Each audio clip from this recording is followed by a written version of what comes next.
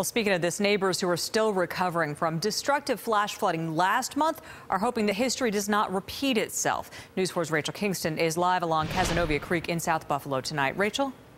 Well, we're on the Stevenson Street Bridge where tonight all is quiet. Cazenovia Creek is relatively low and frozen over, but as we saw last month when Buffalo Creek rose a couple of feet in just a matter of minutes, it can happen in the blink of an eye.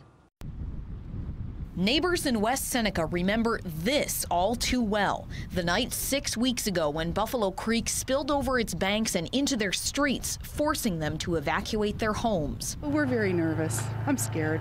Many homeowners here are still trying to recover from the damage they suffered then. The significant warm-up and rainfall expected on Thursday and Friday has Michelle Pacula and others anxiously watching the water level on the creek just beyond their backyards. The kitchen window looks over the creek and I just stare at it. I'm worried about there's probably a 10 to 20 foot wall of ice that's on the other side of the creek that just runs. And I don't know what's going to happen with that. West Seneca town officials take those concerns seriously and are already taking steps to prevent ice jam flooding. The Buffalo Police Underwater Recovery Team assisted them Wednesday with cutting triangle-shaped holes on the ice in both Cazenovia and Buffalo Creeks. On the Buffalo River, the Edward M. Cotter was busy breaking up the ice as well. We keep working the ice, keep it broke up so it flows. When the thaw comes and we're getting a little bit of rain this week, everything will eventually flow into the river, which ends up in the lake.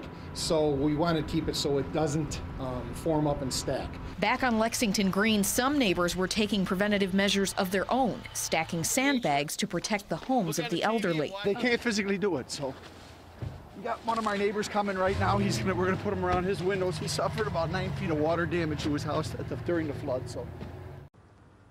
And here are some flood preparedness tips from town officials as well as the Red Cross. Make sure your sump pump is working. Try to keep valuables on the upper floors of your home, not in the basement if you can. If you have a generator that you plan on running, if you lose power, make sure there's gas in it. Keep an emergency kit on hand with first aid, bottled water, snacks, and in the event that you are forced to evacuate your home, have a plan. Come up with an emergency plan together with your family. Reporting live along the Stevenson Street Bridge in South Buffalo, Rachel Kingston, News 4 at 10.